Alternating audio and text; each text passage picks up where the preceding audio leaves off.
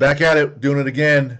Athlete builder. I'm in the library, and we got Loren Strickland. It seems like everyone calls him Strick or goes by that. Yes, sir. He plays for the Detroit Lions, originally out of Illinois, came to Detroit by way of Indiana, so University of Indianapolis, and then Ball State, and then on his way to Detroit. Shout out episode 10, the Ball State linebackers, where we had my son Jack Beebe, Joey Stemler, Clayton Call, Jack Weagold, all on the show just asking, hey, day in the life, what's it like playing college football? And then later, Jack said, "Hey, you need to get Strick on the call because worked his whole way up to the NFL level." So before I even get into any more of those things, Strick, right off the bat, Jack told me immediately ask about Georgia Southern game. Somewhat biggest hit of my life, honestly. Is the opening kickoff. Just came down. I was kind of the backside eight, and we kind of set everything up to have me find the window and go find the ball. And I saw it open, and the lead blocker didn't see me. He went right past me, and I just went in there full throttle and threw my shoulder. And yeah, it was the biggest hit of my life. Took the dude off his feet. I hit him, I think, inside the hash or right on the hash, and the ball flew about 10, 12 yards back out of bounds. And Oh, it was wild. It was the wildest hit I've ever had in my life, which is hard too because I have a lot of hard hits, but nothing that was like that. Um, the harder you hit someone, the less you feel it, right? sometimes depending on the adrenaline, I'll tell you what, I felt that one.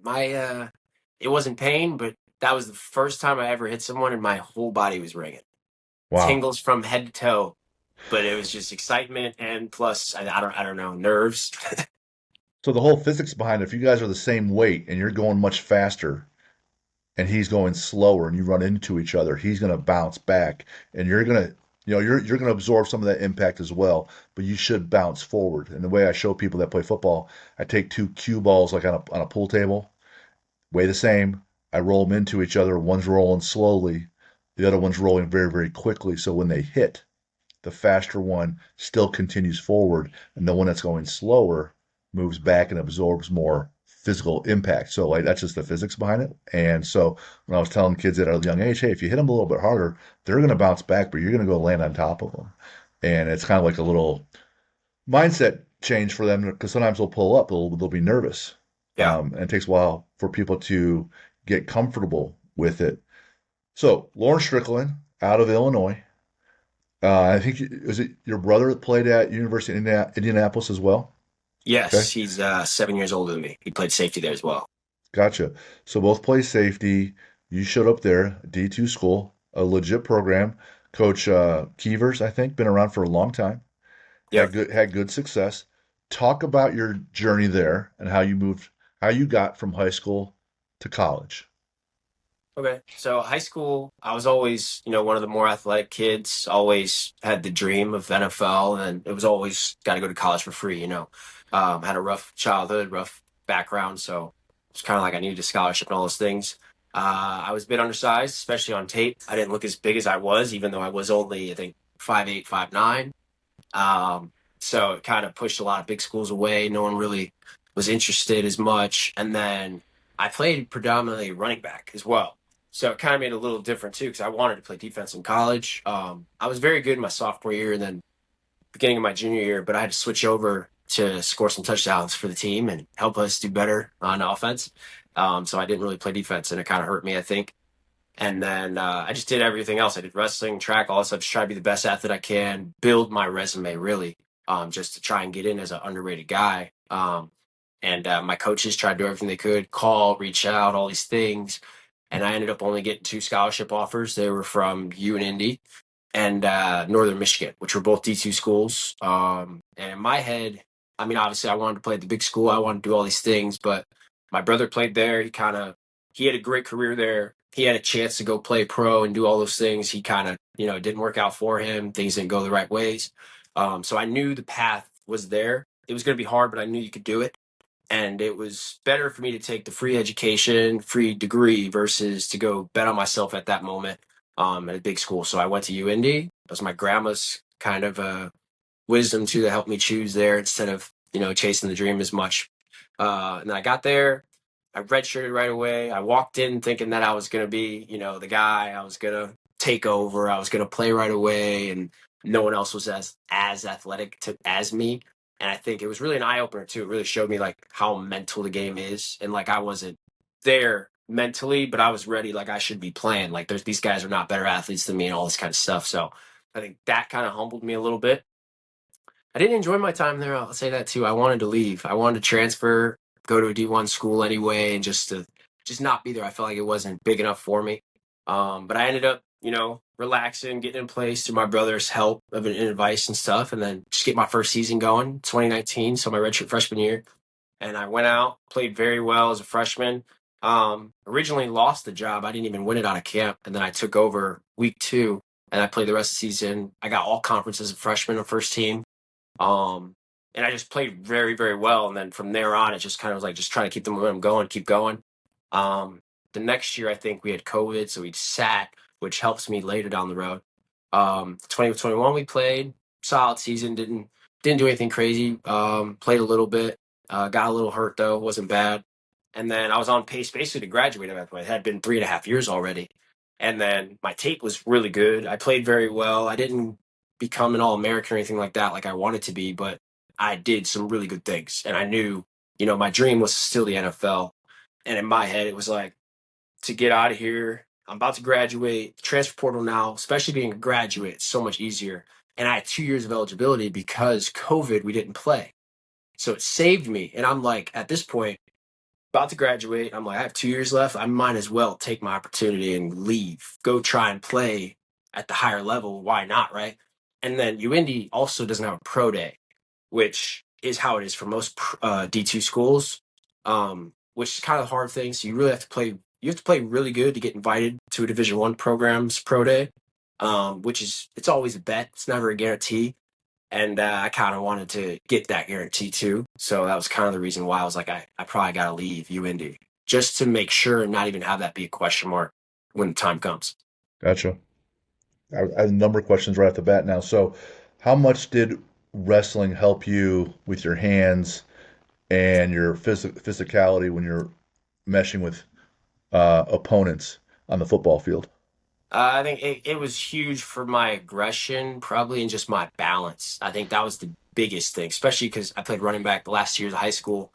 I was one of those guys. I wasn't the guy who was going to juke you out and you couldn't touch me. I was the guy where you're going to touch me, but you're not going to tackle me. So I was always bouncing off guys, staying on my feet, doing like crazy plays. You're like, this guy, I don't know, his balance is nuts. And I think that was kind of where wrestling came in. And I was a big thrower. And I was also, I think Come here. my junior year, I was ranked. I got all the way up to being like ranked fourth in the Lay state. down.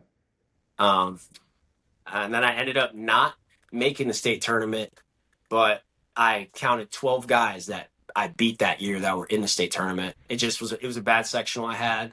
I lost a match to get down there, and but yeah, I was a pretty good wrestler, and it helped a lot with I'd say balance, and then obviously tackling. My double legs were pretty good, so were throwing. So So um, throwing, not sprinting in track. nah, dude, I was a sprinter. Sprinter. I Okay. was a sprinter. The Oh, one when in. I said throwing, I meant like on the wrestling mat. Like So I was throwing guys. throwing guys around. Yeah, I was a big, Roger that. I almost got you. like Greco style throwing dudes. Right. I like that. Yeah, no, but I was a So juggler actually in track. okay. So explosive. Now you said you were undersized when you got there. So physically, like, what were you when you got to UND? Height, I weight, was 5'9", 200. I 200. was able to get up. I gained a bunch of weight my senior year just 'cause I was so focused on college, which I shouldn't have did. But It's hard for student athletes, especially when they're younger, because the calorie burn rate is so high yeah, to put on weight. And if you're wrestling, that's just constant calorie burn. Playing football, same deal. So your intake must have been through the roof, calorie uh, wise. yeah, I got to the point. I knew my senior. It was my junior year. I was like 170 at playing football, and I was like really good running back. I was getting good, and I was like, man, if I'm 200 next year, I'm gonna be crazy. So yeah, I just went. I just was eating everything. Everything. Um, so you felt like physically you could hang as a freshman, but they still redshirted you. Looking back now, were you right or wrong or kind of in the middle? I was wrong for You're wrong. sure. I Oh, I would have. I think I would have wasted time. One, yeah. I mean, I probably would have felt great, my body wise, but no, it was definitely it wasn't a rush. And I had before Keevers, it was Coach Bartolomeo. He'd been there for a long time, but it was kind of one of those things. They told me like, yeah, we could use you right now. Like you're good enough, but what's the point, right? We'll save you for our future, so we can use you for an extra 4 years after this one. We don't need you yet. And nice. I wasn't there mentally yet. It just plus the system was a lot simpler versus the next year with the new coach we had. So I was thrown in the fire a little bit and learned a lot more the next year. It was great for me. It Gotcha. was huge for me. So then, what was your welcome to college football moment? You're like, holy shit, this is different than high school. I think maybe um ooh. I mean, this was a little later in the season, but my first year we played Truman State. They're a big bruiser team, big fullback guys, big running back guys, just feed them the ball all game. And and yeah, it's one of them fullbacks. He's probably about 240, 250. He was coming full speed on the sideline. And I came with everything. I was like, I'm gonna smack him like, me, full confidence. And yeah, I got put in the dirt. He didn't even go down. I got put in the dirt on their sideline and he's telling me I'm too small, talking all crazy. Oh Um, man, so did you yeah, have that was did you have a similar moment when you were at Ball State? Because you moved from UIndy to Ball State, and you're like, oh shoot, this is no longer D2. This is different now. Did you have a similar moment where things are a little eye-opening? probably not as much. I'll say biggest thing I might have got messed up in coverage a couple of times. I Right. didn't play a lot of coverage at UIndy. It was more so, I mean, we were very good in our front seven. It was a lot of more box safety type play than moving to Ball State, forced to, a lot more pass game, a lot of stuff like that. So I got thrown in the fire and coverage a lot more there. So there was definitely moments where I was like, yeah, I got some things I need to work on. So whatever you're at, as long as you're open mentally to saying, "Hey, man, I could be off here a little bit. There's something for me to learn." And if you have that humility, where you're constantly hunting for things you can learn, then you can keep evolving. So you listen to your coach your freshman year, and then you get to Ball State. Oh, I could learn some more things here. And if you keep applying that principle, then the evolution process is endless because you can keep learning and advancing. So now you move on to Detroit. Was there a welcome to the NFL moment where you're like, oh man, you know what? This is not Illinois. This is not UIndy. This is not Ball State. This Yeah. is this is significantly different. Yeah. So I mean obviously me even getting in there was a long shot. So every day I was playing like it was my last and I had a day in OTAs, which is very early when I just got there and we were competing out on the field. I think I gave up. I was playing nickel the whole time. And I don't ever do that really. I was safety or outside linebacker, but I was in man coverage that day and I gave up I think 7 catches and I think 3 of them were touchdowns.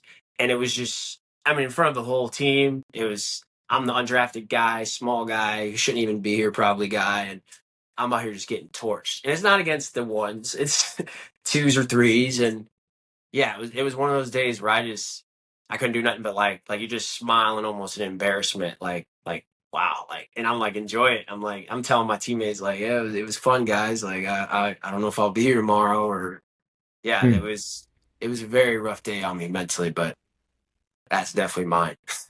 I'll circle back there in a bit. So you've been through a season or two already, been to different stadiums.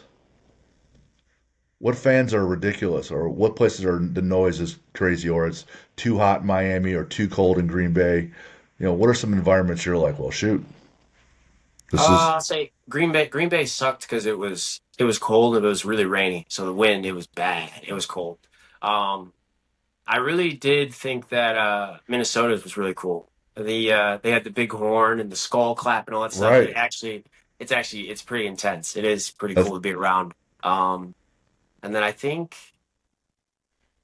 Houston might have been one. Houston. Well, actually, no. I'll take this back to preseason. I mean, this was preseason only, but Kansas City game was nuts. I mean, really yeah, Kansas City they get loud, and I can't even imagine how they are for a real game. It was just their whole chant, all of it. It's Kansas City's a good environment.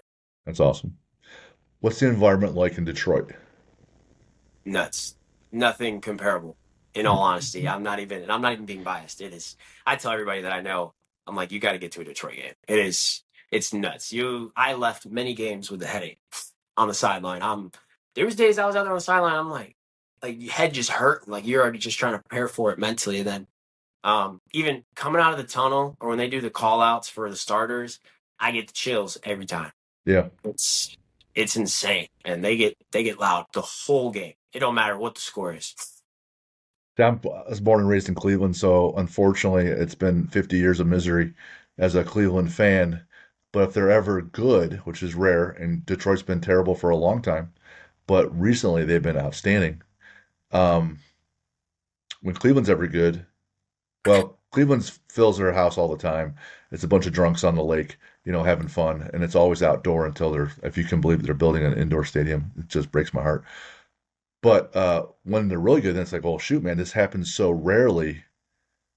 Like, every lunatic comes out and starts screaming their ass off. So Yeah, having like obviously I'm a homer for that team, but my wife and I watch a lot of documentaries. She watches a lot of military, but we do that, but also a lot of sports documentaries.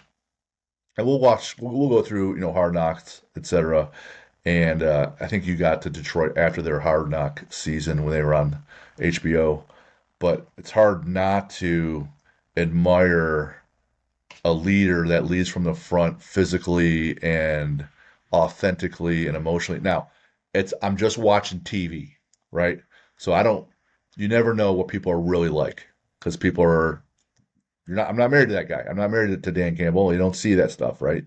yeah. But what was portrayed looked um, attractive because he was all about his guys, leading from the front. I could say he can get up a little bit taller on his up downs, but whatever. uh, but it seems like the guys really want to play for him, and he Yeah. has that word grit, and that mentality that he got ridiculed for right off the bat. That now he's being praised for. What's it like having that kind of coach? It's amazing. I mean, you have every ounce of motivation to do, everything. I mean, all these guys they have it anyway, but at the end of the day, when you have a guy like that, like you said, leading it from the front, like he's going to go through that wall with you, for you. It makes it easier, and he's personable. He's not a coach where he's in the background. You don't see him, you don't talk to him. I mean, I tell everybody he greets everyone and every day in practice in the warm up lines. Like Yeah, I've spoken to him multiple occasions, person to person, and he's a great dude, and he's one of the most passionate people I've ever met and seen about this game of football. I mean, and I've been around a lot of people who love and play this game, but he is probably the most passionate I've ever seen, in all honesty. And it's special. It is special, and especially for me, I was a guy. He talked about and praised me for being a football player, right? A guy just get the job done and do his thing. He didn't put me in a bucket or label me any kind of way. He just like this guy is a football player, and we'll take that. We like that, and so I always cherish that and be thankful for that. But yeah, he's everything you see on TV, videos, media. That is him. I've never seen him act out of that character. nice, So awesome. it is as authentic as it is appears everywhere. Take us through a few different scenarios or moments. You said growing up at home wasn't optimal, wasn't great.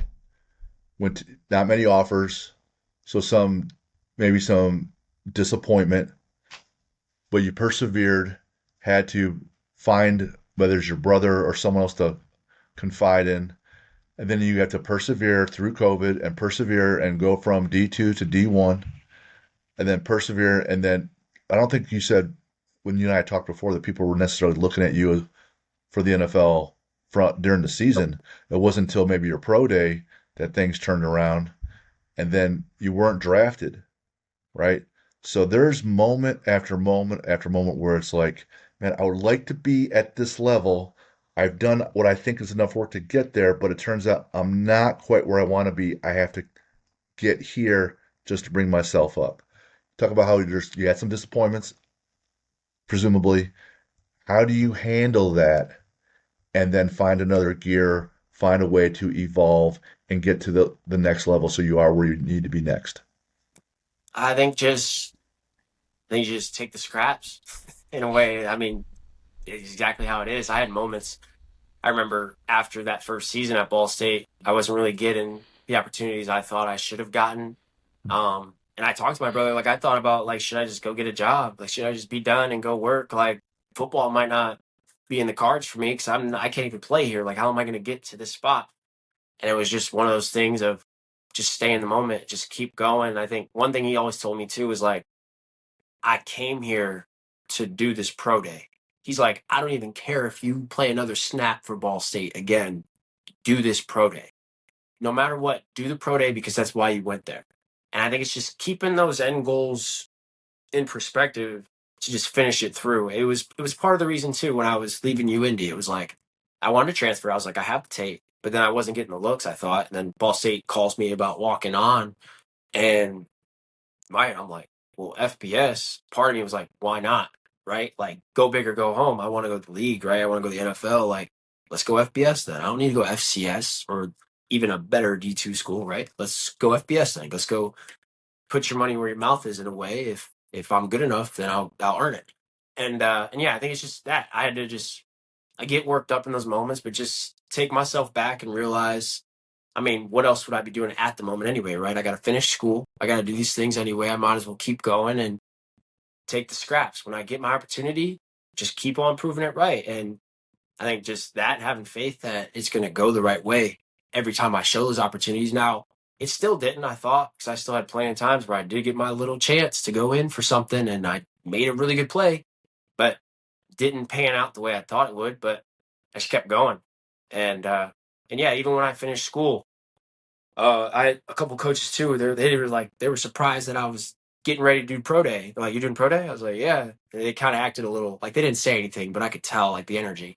And I came back to Indy, found a guy that went to school at UIndy. He was a trainer. I trained with him. He did a good job. But I committed to that 6 days a week, committed to a diet. I did all that because I knew I had to do this pro day and I knew I was going to test very well. But I had no agent.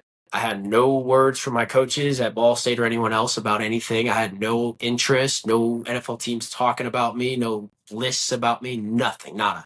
Um, and then as soon as I went through pro day, I did phenomenal and all those things. And I even had like the Colts came up to me and they were like, um, he's like, "You surprised me today." It was a guy I've seen before, never spoken to, but he's like, "You surprised me today." He's like, "I didn't even have a player profile on you." That's what he said. Was that guy from Ball State originally as well? Do you know? I'm not sure. His name was Mike. I forgot his last name, but Because there's an uh, assistant strength coach there named Zane Fakes that went to Ball State, was academic All-American, and now he just works for the Colts. He hasn't never played, and so he's been on our show. He coached at my gym, and so I wonder if your paths crossed at all. So I guess not. uh, Maybe not. no, it wasn't him. I mean, I might have run into him before, but Sure. that wasn't the guy that I had spoken to. This call scout. Gotcha. But yeah, it was all those moments. Really, just comes back to just thinking about why I got started and what I really want. And it's you. I mean, in any of those situations, you really have one or two options, right? If that's what you want to do still, then you either just keep doing what you're doing and keep climbing, or you walk away. And I think I was never ready to walk away. Did any of the Ball State coaches look at you differently after you tested well at Pro Day or act differently? Uh, I would say, I mean, they're proud and congratulating me for like having a good day because it looked good, but I was still in that category of like still was a long shot. Like I had 5 starts that last year at Ball State. I wasn't never the guy, and so it wasn't like me doing that really changed anything. Cause it's still the NFL, right? It's still really hard to get in and all those kinds of things. So it didn't change a bunch of people's perspectives that I might happen. But I mean, yeah, I had people in my corner and they were rooting for me. Not saying they were against me. Now I might not have the best relationship with them or things like that, but Sure. no, it was all positivity stuff, all good stuff. Not most, a lot of student athletes will be on a team and they're trying to work their way up the depth chart. How hard is it to change the mindset of the coach that runs your position or the offensive coordinator or defensive coordinator? So if you come in and like, oh yeah, you can come walk on at Ball State, but you're not good enough for a scholarship. Or you can go to a pro day, but whatever. So you're constantly having to prove yourself. And even when you have a great game or a number of great stats, you light things up in the weight room. You understand the playbook backwards and forwards. you're doing all the things with your attitude, you're leading by example, and coaches' perspectives don't change, and they reward you with playing time. How hard is it to change coaches' minds, even though you're putting together a resume that says, "Hey, man, give me a shot"? It is, it's very hard. I'd say it's probably a lot harder than it is easier because most coaches are a little more stiff to that kind of thing. And it's the only thing that sucks about it is it just takes time, you know. It's almost like you don't have the margin of error is very small for guys like that. You really only get two or three mistakes for you can't really change it. It's almost like you got to be perfect Yeah, every time you get on that. It's almost like, I mean, it's like what Brady talks about too, right? With like you, if you get one snap or you get two or three, whatever it is, you own that snap, own that play, be perfect. Because it's also another thing too. I had times though, I got fortunate, but I would go in. There's times I might have had three plays, and I might go in, and one of them was really bad. That also might have postponed a lot of my stuff, and that happens with a lot of guys. You go in there and you get your one chance for a play, and you blow it. It's hard. It's really hard. And the I think, deal. Go ahead. go ahead. No, I That was it. you're good. So going in with the mindset I have to be perfect is overwhelming and can be quite detrimental because, oh my God, I can't make a mistake. I can't make a mistake. You're thinking Yeah, about, I can't make a mistake. Your brain just hears the verb, make a mistake, you know? So yeah, then if you hear like, don't strike out, and the kid goes up to the plate, what do you think happens? He strikes out, right? Because you hear strikeout. yeah, So I tell these kids two couple things. One, it can't be close. If it's me versus Strick for playing the number one safety, and Strick is ahead of me, but maybe I'm ahead of him. If you quantify things, he scores out as an 89, and I grade out at a 92. That margin isn't enough to sway a coach's brain to switch and say, "Hey, man, maybe I'm wrong here. Maybe I should go with Jim." I yeah, said, if Strick grades out at 89, I got to grade out like 125, yeah, 135. Like, holy cow, this is Ed Reed versus Strick. Like, not even close. So when I said that has to be the mindset. It can't be close. It has to be so great they can't ignore you. Number two, don't work on being perfect in that game. yeah, Work on being perfect in the weight room and pushing all your metrics up that day. Perfect in your diet, in your sleep habits. Here's 10 things you can do to improve your sleep. Do all 10. Where yep, was my list? So that if I'm working at a high level, elite level, a pro level, my supplements are already laid out for the next 30 days. I have all my meds, right? I have my room, my office, my desk, everything's clean, food's taken care of. Protein intake is measured out. Like if I'm working on being perfect daily, then it's going to be hard not to say not to play at that level on game day because that's a level that you've established. Now you don't start there, but you work to that level. So yep. it's not the will to win, it's the will to prepare. And if you can do those things, then you got a shot. You move on. Talk about well, I remember Hutchinson singing Billie Jean, and Yeah, I've seen others. I know even in college, like my son Jack, I think maybe he wrote and read a poem, but there's usually some kind of talent.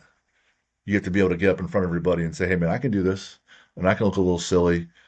Do you have any of those talents that you had to put on display as a rookie?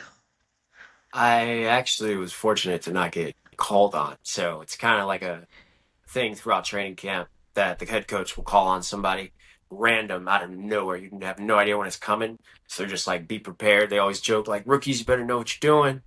Um, I think I prepared a song. I don't even remember what song it was. I Oh think. no, you don't even remember the song? I had a few. I had a few. I think one of them was, I think I was gonna do, I think, Just the Way You Are, Bruno Mars, but I got made fun of by the TVs in my room, so I was gonna change it. I don't remember what it was, but I actually never got picked on for that, and it's kind of funny because one of my buddies even said, he's like, "You might be the only rookie in like the NFL history to like never have to do it and make the team." But Dang. it's kind of wild because like I wasn't a guy who they knew I was probably gonna make the team, and I think they kind of choose a little, like guys kind of get chosen a little bit more if like you're probably going to make the team. Almost, it seems like sometimes, like, I mean, draft picks is a given, you're going no matter what. And then outside of that, it's kind of like you never know. I just got fortunate, I never got picked, but I mean, I'm sure I would have got booed off pretty quick. So, even in your position, you're psychologically reading any kind of indicator to see how much the team wants or doesn't want you. You're like, Yeah, oh man, it's kind of the battle you go through, the internal battle. You know, you try. right? They tell us not to and don't do those things. And I think a person for me, I'm kind of hyper aware. So yeah, I look at everything and Me too. almost in a way. Me too. Me too. Did you get hazed at all? I mean, rookie treatment, right? You know, keep snacks and we also get some food for the plane rides for Okay. teammates. Sometimes that's what rookies do, rookie duties. Carrying Um, carrying bags? yeah, carrying bags, stuff like that. I always knew I never, like, you know, all these guys always get like good pictures and stuff walking up to the airplane. I never, never had that. I was always carrying stuff. Oh, um, yeah, it's cool. I'm glad to not be in that category anymore. But yeah, we definitely had that mix of that. I actually, one time so I think we got Chick-fil-A. Me and a buddy went picked up Chick-fil-A for the DVs, as our rookie duties. And I brought the food back to the facility rather than bringing it to the airplane and left one of the vets' food in the locker room. And it sat there all weekend oh no. Oh no. while we were away. So yeah, it's kind of funny for us, not so much for them or who it was. Right. Dang. So one guy's hungry and pissed, and now it's just stinking up the locker room. Not Yeah, good. and everyone Hmm. else is eating their Chick-fil-A. Yeah. How much those big linemen eat at team meals? This guy eat a lot. I mean, big five guys. I've never seen a five guys order that big. before. Right? Yeah, they eat a lot. They're big dudes. It's actually they kind of. I mean, they got to fight for those calories. They have to. It's hard to maintain that weight. I mean, once you start getting this age too, it's so yeah. They it's a It's lot of work. force feeding for those guys. A lot of work. A lot of work forcing that down, and happens at a lot of different positions. Uh, all right. So I was looking up reports and statuses and placements and things like that. Now, so I was looking you up, Strick, and people had good things to say. And so you're going into this season, and you're trying to fight and move yourself up the depth chart, obviously. And if you have to do more, and you don't have to be as specific, but what's a day in the life like off season where you're constantly having to hunt for that next inch? You got to evolve yourself and get better, not, multiple inches. It's a game of Yeah. inches, right? What's a day in the life or a week in the life like as you're hunting to advance yourself inches, stay in the league, get a bigger contract, play at the ones, be a starter, move on, uh, Pro Bowl, all that jazz. And, talk about what that's like. Yeah, so me, I kind of got a good system figured out for myself. I don't overdo it. I like to go 4 days a week, really like my intense hard workouts, weight room, field work. Those workouts are usually 2 to 3 hours, really. Hmm. At least an hour on the field, maybe a tiny bit over that, and then weight room just as long. A lot of power, force production stuff, maintain speed mechanics, all those kinds of things. Stay fast, be running, obviously too. That's the biggest thing. Um, and then outside that, just eating clean, making sure I'm getting enough sleep. It doesn't. I'm not really a stickler about a schedule in terms of getting up at this hour or these things, but as long as I get the enough, like quality over, well, quality regardless and quantity, I guess. 8 hours. I'm gonna get 8 hours somehow. Whether I wake up at 9 or I wake up at 7 a.m. Gotcha. Um, and then I like to hit the pool a lot because it's easy on the joints, things like that. We have one in the neighborhood I'll go to over here. Swim some laps in there if I want to, get my heart rate up, really just do active recovery stuff, move around a lot, keep the body feeling good. Um, and then just try and stay as clean as I can diet wise. I'm probably like 80%, 20%, like whole foods versus not Shit. so whole foods. Right. Maybe sometimes 90% or 100% on some days. Um, and then I'll get on the field sometimes if I want to and do basic footwork stuff. I got out there with my girlfriend this year a couple times and did some things. Had her giving me wide receiver releases, but doesn't need to be too intense with her anyway. Just smooth the feet. Uh, big big kind of into juggling a little bit, just to work on hand-eye coordination a little bit, work on kind of like catch and stuff like that. So it's kind of like just constantly trying to find things that'll kind of translate a little bit, keep working. Also, though, not overloading yourself. Like I said, I struggle. I get hard on myself in the head about I should be doing this, or I need to do this, and this. I need to be here and here. Um, my trainer, he tells me a lot, like just relax, cool it. You don't overdo it. Um, all those things will come and you will get that work in over time, but can't just hammer away at it every day, things like that. And it's hard being a guy like me, hungry. I'm trying to go there. So you're always thinking you got to do this, doom, doom, doom, doom, doom. But in reality, sometimes that hurts you more than it helps you. And I'm starting to realize that the rest goes a long way compared to, beating at the drum over and over again. Um, but no, it's busy and it's good too because there's a lot of things that are mental in this game that I can really focus on. And I got my iPad with me, got all my notes, all those kinds of things. So can do some deep dives some days, go watch whatever I want, um, and just things like that. Trying to just stay sharp. When you say deep dive, go wherever you want. What's that mean specifically? Like yesterday or the past few days, I was watching my old self playing in the preseason last year, or I think a week ago, I got a random hunch. I don't know what it was. I think I saw a video online and I was like, you know what? I want to go watch the entire 49ers game. We played against them last year. I didn't play in that game, but I watched every defensive snap, was reading through all the notes and stuff like that. So things like that, like, or if I want to go back to training camp last year and watch a certain practice or certain things like that, you can go to look at any of that stuff. So I think it's just kind of like that, keeping your mind in it, seeing Gotcha. different things, and just keep going, building that muscle memory mentally, going through those thought processes. So if you're lifting real heavy, heavy squat, or you're running sprints and you're trying to lower your 40 time or your fly 10, or you said force production, so broad jump, power clean, vertical jump, whatever. When you max that out, that's going to be very, very intense and wrecks the nervous system, right? If you have a really hard practice, it's very intense and wrecks the nervous system. If you sit there and study, like you got final exams and you got six finals and you're studying 2, 3 days straight, wrecks the nervous system. If you add all that together, physically and mentally, body starts breaking down, mind starts breaking down. So to your point, yeah, I want to do these things and go, go, go, hit hard at my work. But if you can't recover, then the next day you go hard, your level of ability to go hard will be lower. Yeah, So maybe you hit a 97 or 99% efficiency out of 100 on a day one on Monday, but you went so hard that your next day is Wednesday, but you went so hard you can only hit 92 yeah, because you're not recovered. So when an athlete comes to me and they're evolving and they're getting better and it's, hey, let's go again, I'm like, well, do you think we can go the same level of intensity? Because what matters is you going fast. And if you come in fatigued or exhausted, you're not going to be able to go as fast or you're not getting faster. yeah, And so that's going to be the measure. It's not how hard can you train, whether it's in the playbook or physically. It's how hard can you train, recover, and then train hard again. And as long as you're training hard again, go again, right? But if you're wrecked, then you either went too hard or too much volume. Now you got to sit there and rest, right? yep, And do whatever you got. So and that dynamic is always evolving because as you get better, your recovery time is going to be better because you're in better shape.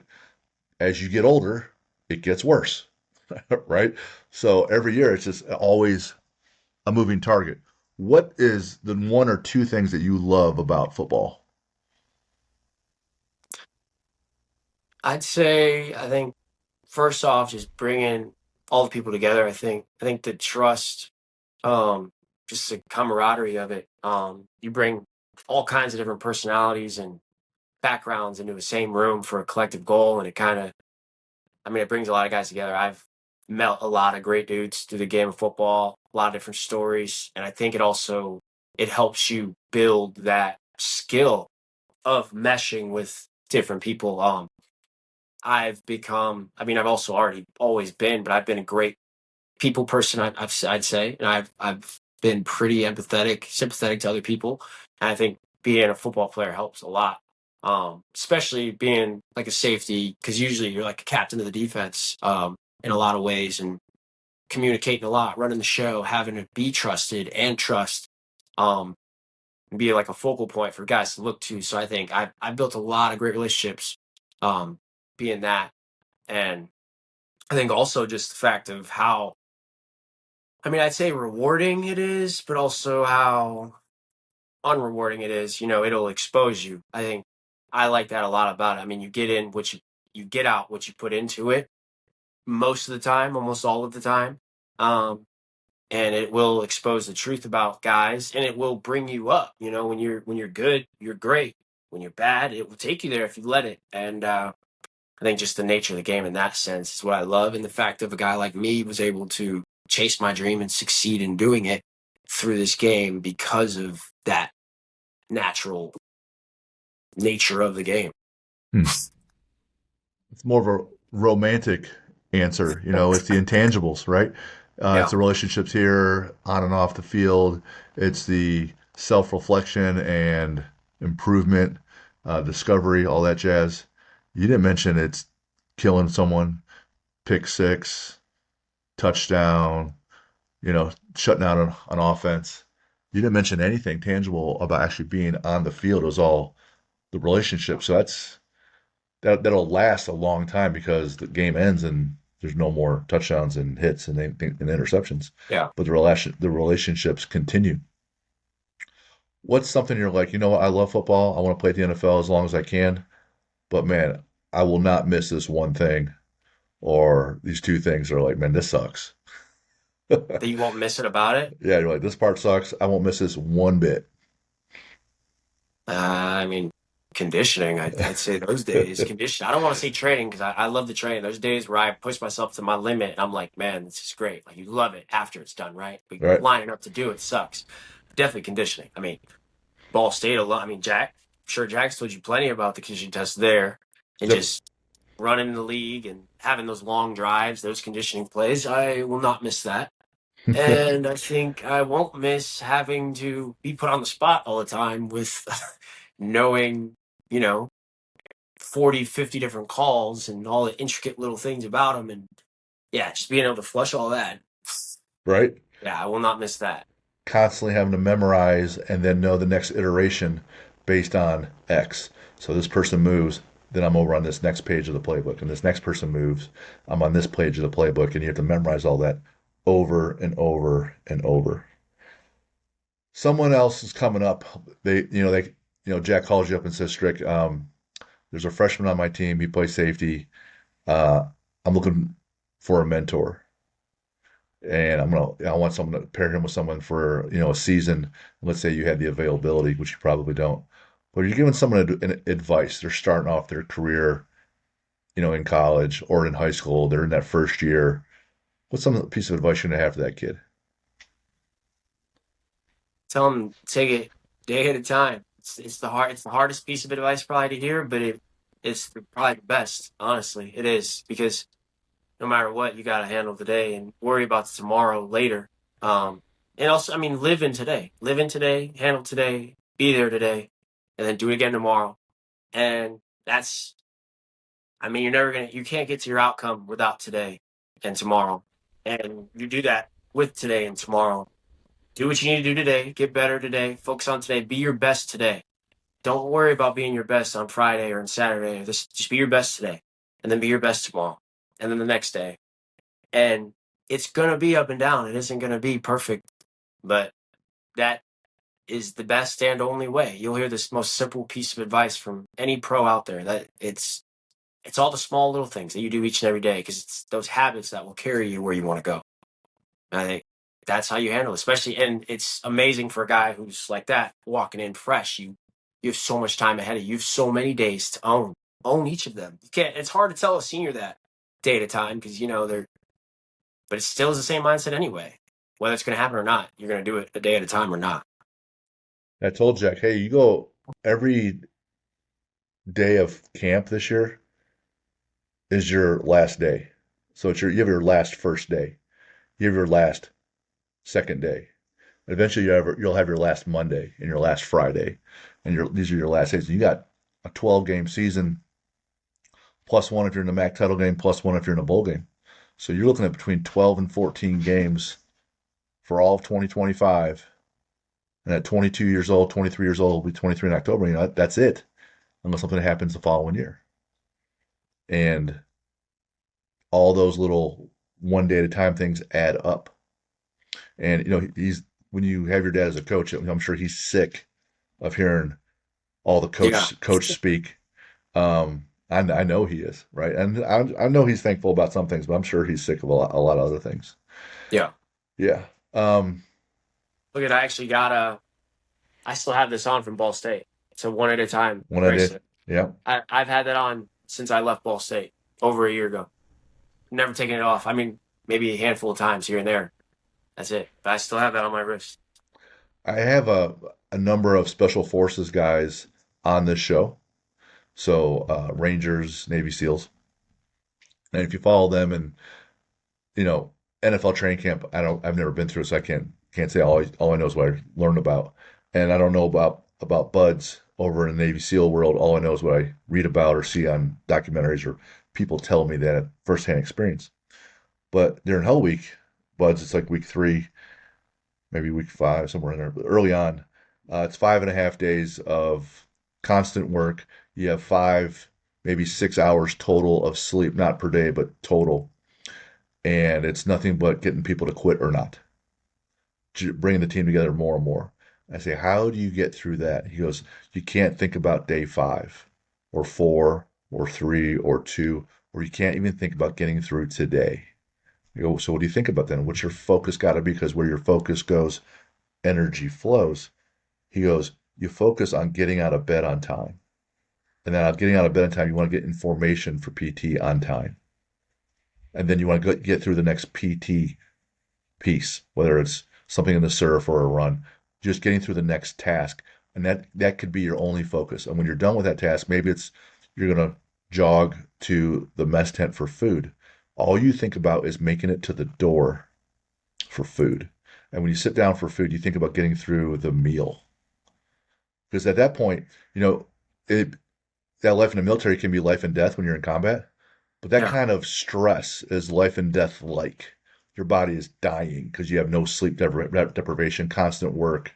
And so your only way to survive at the highest level is an extreme focus on only what's next.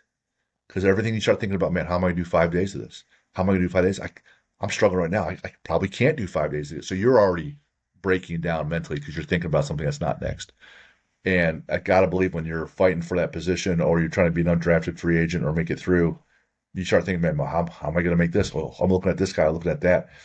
Everything you're focusing on is not now. Yeah. And look, to your point, you just said, hey, you got to be in today. You got to be in now. That's your only chance to get better, whether it's eating the best food right now, getting enough hydration right now, studying enough right now, and then move on to the next thing. You start getting, man, how do I end up, man, a 17 game season? My body's fucked. Like, oh my God, I haven't seen my girlfriend at all. How am I going to maintain this relationship? You start, Yeah. you can what if yourself to death and be done. But if you can break it down to the most minor next step, then maybe you got a chance. You got a chance. What are you looking forward to this year? Looking forward to this competition in camp. Honestly, I about 3, 4 days out, but it's basically, I mean, they called it online. I think 5 of us for one spot. But yeah, so and I got um 2 of them I'm close with. I've been around for a year. The other 2 are new guys that I've gotten close with since they've come in. So yeah, just going to war with those boys and going to competition, and then beyond that, I think just trying to make a name for myself in this league. It was my first year last year. Um, I didn't play a whole ton. I had a bunch of special team snaps, some fair catches and stuff, and I didn't have a defensive snap. And I wanted one last year, so I think just making a name for myself in that type of way, getting on the field a little bit more, and um, I think year 2 will be a kind of good year for me to really define my position in this league. um, really show me, probably, but maybe it won't. Maybe I'll leave it with some more unknowns. Um, but yeah, just get a little more play, make a little more plays, build my resume some more, and try to keep on carrying it. When you get close to a bunch of guys and you guys go your separate ways, how hard is that to move on? Because it's, NFL, not for long. It's gotten easier, but it's definitely an adjustment. And I think it is what kind of grounds me is thinking that like I said, like it's the nature of this game. Like this is the game, and this is what we signed up for. Like I got like my bestest friend on the team. He's not my position group. I'm not competing with him, but it's still one of those things. Like when me and him talk about some of those things we maybe are going through, or our competitions or things like that. We're just like at the end of the day, though, like we all signed up for this. This is what we chose. We knew what it was we're getting into. Um, so we can't have a certain reaction to the outcome because we knew what I was coming in to do. And at the end of the day, too, it's like guys aren't paying my paycheck, or I mean, paying my bills, right? That's what people say a lot of time. Like, man, it sucks going against this. It's like, well, that guy's not paying your bills, right? You got to take care of you and yours and your family, and you know the things that got you here, right? You gotta. That's why you're here. And at the end of the day, too, it's almost like I had a coach who used to tell me like people really don't care about you as much as you might think they do. And I take it more of it's not that, it's just life's busy. Everyone's got a lot going on. And you come to find out too that like a lot of the stuff doesn't matter. And some of these people you might not even be close with down the road once you're not around them.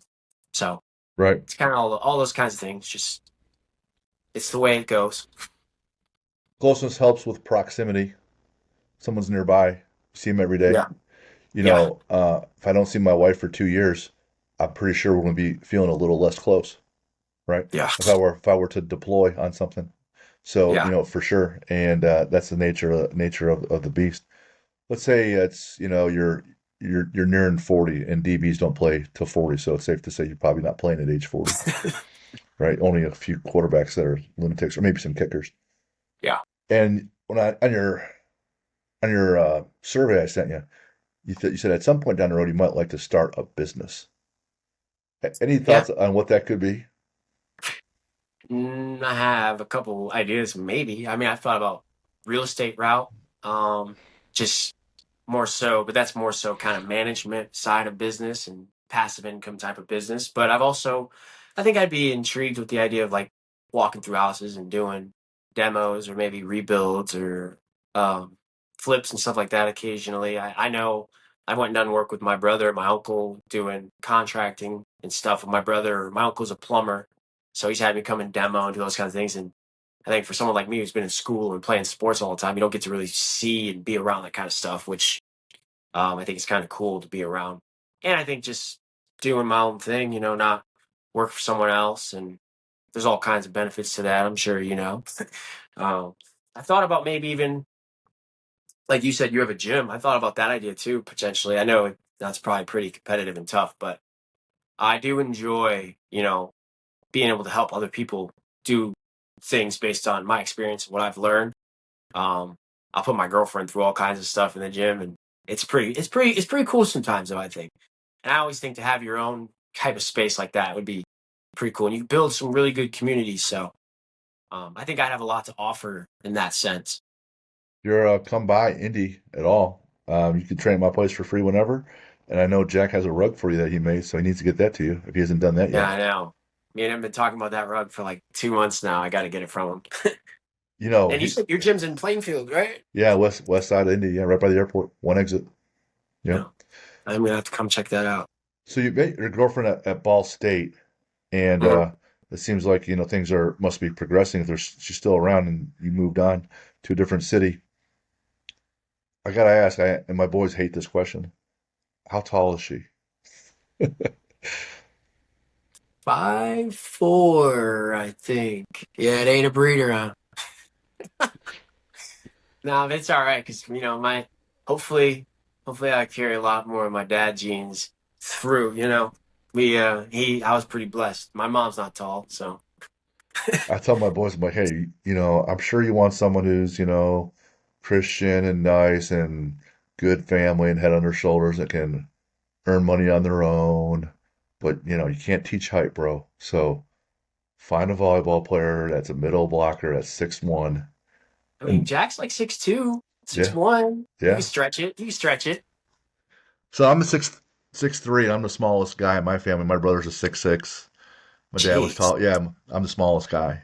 And still taller than my boys barely. And they're like, oh man, if I just had another inch or two, whatever. I'm like, buddy, you need 6 more inches for you to be anywhere near good. So I just tell them, you can't recruit height. Start there. Then they get Huh? mad. Then they get mad at me, and I'm like, all right, it's fine. Go find someone You that's gotta big. breed them. If that's what you want, you gotta think about it. Right, right. Yeah, I always, that's what I don't remember who it was. You say you gotta check the ankles. Yeah, right. You got bony ankles. You got athletic ankles. That's Yeah, right. we're Thin good little, there. thin little ankles, then people are going to be fast. Yeah, Yeah, you like that? Yes, sir. That's just the way it is. Uh, when do you leave for camp? Friday morning. Yeah, And, we're going Saturday and we play in 2 weeks. Hall of Fame game on the 31st. oh wow, okay. Over in Canton. Yep, Um, it's kind of is camp all in Detroit? Everything's all right there. yeah. We do everything actually at our main facility, so we're at the same spot all year. It's nice. Gotcha. Um, it'd be cool if you guys had a lion mascot come out in the field like they do at University of Colorado with that buffalo. But he could probably eat someone, so that's probably never going to happen in Detroit. I think they Uh, were talking about it. no They kidding. were. I saw some things they were talking about it. Dan, I think Dan wanted to, but I don't think they wanted let it happen. Obviously. I've only been to Detroit once. Had an outstanding time. This is maybe 10, 15, 14 years ago. So I went to Yeah. Purdue, and every once in a while we would go to a home or an away game. We just love football, and so a couple of my three of my buddies we decided to head up to Detroit and then over to Ann Arbor to see Purdue play at the Big House. And Michigan's typically great, Purdue's typically not great unless Drew Brees was the quarterback. So we started in Detroit. There's a casino there. We're having a great time, right? Plenty of pops, playing craps, go to bed late, make our way over to Ann Arbor. We roll in there, and it's a big bowl stadium where a lot of stadium is below ground. They build it into the ground, and then it's over 100,000. And then you walk in there like, hey, welcome to the Big House, welcome to the Big House, and we're basically at the top, our nosebleed seats, Yeah. and we're drinking Boilermakers beforehand, which is a shot of whiskey dropped into the beer. We're slamming those down because we figure that's probably going to help the team win. And lo and behold, they pulled this upset. They pulled us upset, and Purdue won at Michigan. And being from Ohio, I'm really happy about that too because I don't like Michigan just because I'm from Ohio. And then Purdue being my alma mater. We cruised home that night. It was absolutely so fun. This one guy whose house that we were all met up at, they had just built a pool, and half of it was full, and it was in the fall, and it was kind of dirty. And one of the guys was hammered from the game, so he wasn't driving at all. But we get to the main guy's house, he just jumps right in the filthy pool. He goes, "I want to be the first person in your pool," and that was the deal. And he's in his Purdue shirt and his underwear, and he jumps in there and jumps out. I was like, "Man, is your wife coming to get you?" He's like, "Oh yeah, you got no business driving home." And I'm like, Uh-huh. "I'm in my mid 30s, and this is what's happening." I'm like, "All right, I'm going home." But Detroit was a fun time, and would like to go back, especially if Ball State makes it that MAC championship. That'd be up there too. That'd be neat. Yeah. And it's on the come up. They're doing a lot of big things in Detroit right now. Yeah. A lot of money and stuff is coming into Detroit, so they're really doing a good job bringing it back. What's the restaurant in town you're like, oh man, if I really want to put one on, I'm having a good meal, whether it's barbecue, Italian, big steakhouse. What's like, hey man, I love this food at this one place. Oh, Chick-fil-A. Yeah, it's a little hard. I don't really like to go out as much. I've been to a couple. I've been to I think Joe's Seafood and Grill place. I had a good steak there. Prime and Proper has some good steaks. Sexy Steak. I've been there. Had some good steaks. Um, what's it called? Out of Avia is an Italian place. It's pretty good. There's another one I like. They got a good short rib Alfredo pasta. But I was a base. I was going to Bubba's. Bubba's 33. They got them in Indy. I Yeah, go there. I like a burger from Bubba's. So me and my girl, we go there there you a couple go. times, and that was kind of our go to. But I'm very I'm very simple. I prefer to eat something like that or just stay in. Gotcha. Um, but yeah, uh, Bubba's got a good burger though. It's a chain, but hey, Good burger's good burger. it's a good burger. Let's say you got a big max lift coming, or you got a lot of sprints. You work on your speed, so you have to dial up the intensity. What what song or songs are you playing? Weight room songs. Remember, I think it used to go to. I just be like, put on some Lil Wayne. I tell people put on Lil Wayne. I think that's just the. I guess I'd say older part of me because I'm older now amongst a lot of these athletes. Right, Like I remember I said that at Ball State once, and they looked at me like I was born in the 1900s. I was like, bruh. right. But Lil Wayne, I'm getting more into rock. I really like rock. A lot of weight rooms when they're banging rock and music, metal. Okay, That's my thing. I all like right. it. What's an adventure outside of football that you like to do? Maybe you and your girl you haven't done yet. That we haven't done that I would like to do Yes, sir. an adventure. Probably just travel out of the country. I think I know I never been out of the country, I guess yet. So I think we want to go. I Well, do want to go to. I want to go to Europe at some point. okay. Maybe go back to Hawaii. I've been there, but yeah, do those kinds of things. I'm get out, go do things. Favorite sport movie, Favorite sport movie? Probably Friday Night Lights or Remember the Titans. They're right? they're pretty close, neck and neck. I know they're old, Yeah, they're classics, but it's hard to beat. it's still good. Have you seen Any Given Sunday? That's a Not that I football. remember as a kid. That's a football movie. It's Yeah, a big speech from Al Pacino at the end, which is pretty sweet. Um, I think I've seen the speech. I've seen the clip of the speech. Yeah, or The Program. I have not seen the program. Whoa, I've seen that every year since it came out, right before football starts. I But saw I saw it when it was in the theater because I'm 50 and it came out when I was in college. People died from watching that movie died because from. yeah. So one of the scenes early on in the movie was the quarterback was always looking for this rush, this adrenaline rush to keep his edge, he would say. So he and his guys leave the bar, they run out on the road, and they're laying down in the road on the double yellow lines, wanting that adrenaline rush. Some other kids that saw that in the movie went and did that in real life. They got ran over and killed. Wow. So then the movie pulled that scene out. Yeah, yeah, it's bad. Um, Favorite sport to watch? Favorite sport to watch?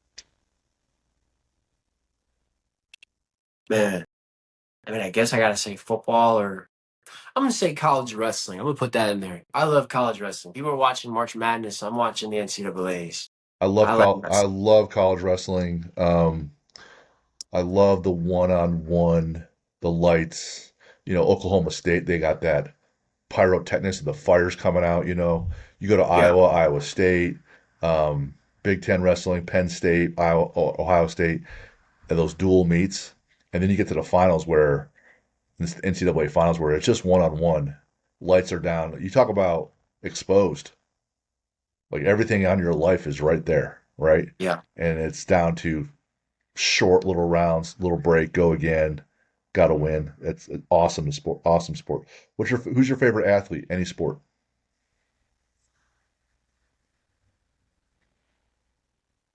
Say Tyrann Matthew. He was always one. Tyrann Matthew was one of my favorites always. I'm a Huh. I'm a LeBron fan by the way too, which might upset you.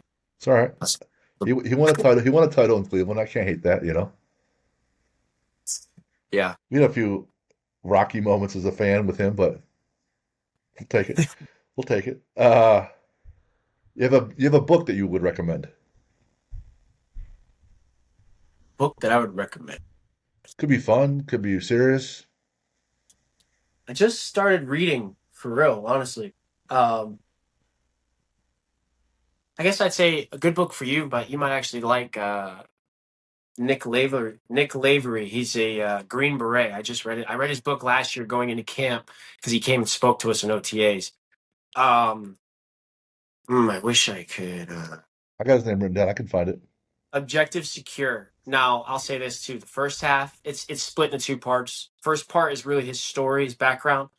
Second part, is more of like a blueprint to follow to achieve a goal or whatever. But he was a Green Beret who lost his leg in combat. He was the only Green Beret or whatever to ever return back to operational status with as an above the knee amputee. Awesome, incredible dude. Wow. He came to speak to us, and it was one of those like you just feel his inner like it was intense. But I read his book, and I really enjoyed the first half of it before camp. If you can get a hold of your public relations person in Detroit and find his contact info and then send it to me, Yeah, I would put him on the show to tell his story so his story and his method can reach other people and get other people better. So yeah, things like that, not like a football athlete, but anybody in the military is an athlete because they're doing something that's physical and there's a lot riding on it. And for him to persevere and his process to do that, that's absolutely what we're all about. So if we can get in front of Nick, that would be outstanding. yeah. No, I thought when you said earlier you speak to a couple ranges, so that I thought it'd be perfect. That'd be perfect. But yeah, so he's Oh, okay. yeah, he does a lot of speaking and stuff like that now, but he's very, very good dude. This next one could be fiction or nonfiction. Could be a real person or not a real person. You have a hero that you like. Could be superhero, comic book, or it could be hey, this person in my life is my hero, or both. I don't care. Hero. I wish I had a like cool nonfiction one. But I'd probably just say probably my grandpa and my grandma, I guess. My grandfather was one of those like put everything on the line for his family. Like he didn't even I mean, when his last 20, 30 years of his life, and when I even knew him, it was all like he didn't care about nothing as long as he had Dr. Pepper and some cigarettes. Like everything else he got, his pension money and all that kind of stuff, he took care of his family and things like that. He didn't care about nothing else. And he was kind of the backbone to a lot of the things I was able to do growing up. And then my grandma, she took care of me for half of my life, and she's a very religious woman and all those things. And I mean, every conversation I had with her, I mean, I dreaded half of them probably, but it was all like wisdom talks and things like that. And I think a lot of my mindset where I'm at has a lot to do with her instilling those things in me. So I'd say those two are people I really treat as heroes, I'd say. Those people sound like that are in that role in their families that are constantly pouring into the next generation or two. They're like that pulling guard that takes out the one lineman and then the linebacker and then the DB while the running back's running behind him like that last play and remember the Titans. They're just Yeah. trying to clear so much and give you such a better shot so you could advance mentally, physically, financially, spiritually, emotionally. And to have two people like that in your life and list them as heroes, that's hard that is really hard to beat. How about a villain that you like? A villain that I like? Could be real, could be not real. Oh, I'm trying to think. I swear I thought I had a.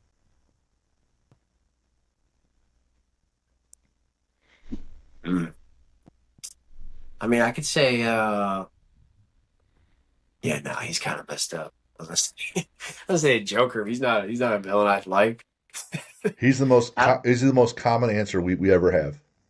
well, because there's a lot people are always quoting some of the stuff he says, and it's Is dark and twisted, but some of that's kind of truth, and it has a little bit of reality I to forgot it. the, I forgot the word of it, but it's got a little like Marcus Aurelius to it. I forgot the Stoicism, philosophical whatever it is. right? Yeah, whatever you just what'd you Sto say? What? Stoic Yeah, Stoicism. Yeah, Stoicism, yeah, yeah. Stoic.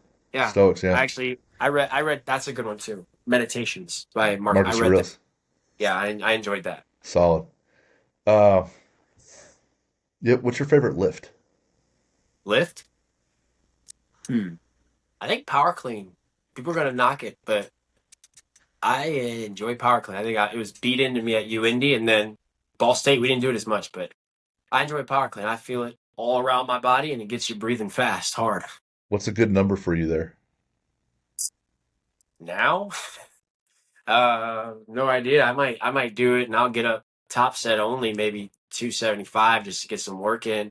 If Sure. I'm really strong at the moment, I'll maybe push it to 3 plates. But when I was at Ball State, I maxed out. I hit 340, which was nuts. Yeah.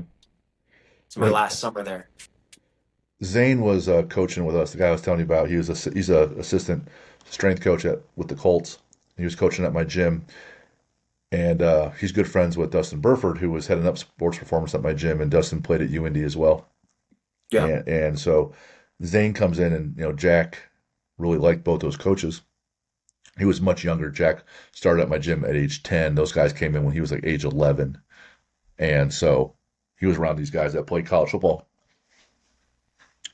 And Zane came in cold, and Jack's like, "Hey, how much can you clean?" He goes, "Well, I'll work my way up real quick and show you." And over a course of like 10 minutes. And Zane hadn't been lifting. He was out of the trying to make it walk on as a free agent in the league. So he goes 135, right to two and a quarter, 275, 315, and then 335, all in 5 reps. And Jack's like, "Shit." I'm like, "Yeah, Yeah. that's That's some strength. that's a grown ass man right there." Yeah. Yeah, grown ass man. Yeah, yeah. You Jeez. have a quote for us? Quote. Yeah. I had one that I liked a lot. It was on my phone. I posted it on my Instagram actually. It's a biblical one though. But I like I the think Bible. yeah, I don't even think let me look up Loren Strickland Instagram. I have my computer right here just in case, even though I didn't need it for anything. Let me pull this up. Sorry. Take your time, man. Be quick. It was one of the things I posted when I made the team, but I kind of got in that mode too where I was starting to read I was reading the Bible a lot more and getting into that kind of stuff. And um, sorry, I just did this on my phone 'cause I gotta log in on my computer. I'm sorry. It's all good. It is. Yeah, it was according to your faith, be it unto you. Matthew 9:29. Or second one I put in there as well. What things soever ye desire, when ye pray, believe that ye receive them, and ye shall have them. Mark 11:24. Okay. But those stuck with me a lot. Um, and I read those throughout camp, and it was just something that really stuck with me because it was very relatable to me at the moment, and a lot of what carried me was my faith in just believing in myself and Almighty to get me there. Well, you only saw that one set of footprints. That's when it carried you, right? So when you're struggling along, it's usually your faith that can make all the difference. And they say there's no atheists living in foxholes. So when you're at war and you're in a foxhole living or dying, there usually are atheists there. They're praying to God right there to save their lives so they don't get hit with a bomb.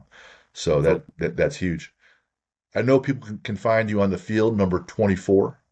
Any other places they can find you online? Um, no, I'm not real.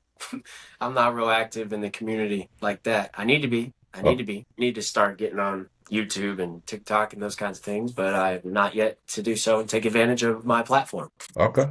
Well, then we will look for you, number 24, Hearts and Souls, for the Detroit Lions. Thanks again to Ball State's linebackers for making the intro to get Strick on the show today. Really enjoyed our time, learned a lot, had some good stories. Just sitting back like we're just relaxing, having a beer, and just shooting the shit. But I think you had great insights for those that are coming up and on perseverance and your habits. So I and all our listeners are better for it. So Strick, thanks for being on the show today, man. For those that want to get a hold of us, info@athlete-builder.com, and that's how you can reach us. So Strick, thanks for the time. Really, really enjoyed it. Thank you Thank you for having me. It was a pleasure. for sure.